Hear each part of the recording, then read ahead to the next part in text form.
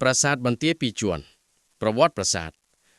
ทบันเตียปีจวนមានទីតាំងស្ថិតចម្ងាយប្រមាណ2គីឡូម៉ែត្រទិសអាគ្នេយ៍នៃភូមិកោះកេរនិងមានចម្ងាយ200ម៉ែត្រជ្រុងអាគ្នេយ៍នៃរហាលប្រមាណ100ម៉ែត្រពីប្រាសាទធ្នឹងតួប៉មកណ្ដាលសង់ឡើងអំពីថ្មបាយក្រៀមបែរមុខទៅរកទិសខាងលិចចំណែកដំបូល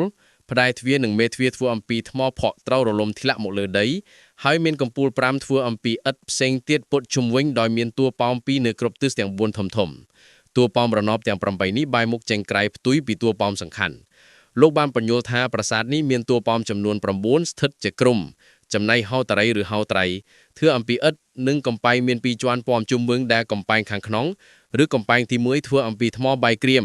គឺមានគោបុរៈឆេងចូលពីទិសខាងលិចដោយមានខ្លោងទ្វារមួយធ្វើអំពីថ្មបាយក្រៀមមានបន្ទប់3មួយនៅចំកណ្ដាលនិងអមសងខាងដោយបន្ទប់2តូចហើយគ្មានច្រកចូលចេញចូលទីរកគ្នាបានឡើយតួប៉មកណ្ដាលធ្វើឡើងអំពីថ្មបាយក្រៀមមានទំហំជាងតួប៉មផ្សេងទៀតក្នុងក្រុមតែមួយហើយបែរមុខទៅទិសខាងលិចគឺទៅរកបារាយរហាលកំពូលប្រាសាទឥដ្ឋទាំង8ទៀតត្រូវបានកសាងឡើងនៅសងខាងតួប៉មកណ្ដាលហោត្រៃទាំងពីរបែរមុខទៅទិសខាងកើតប្រាសាទ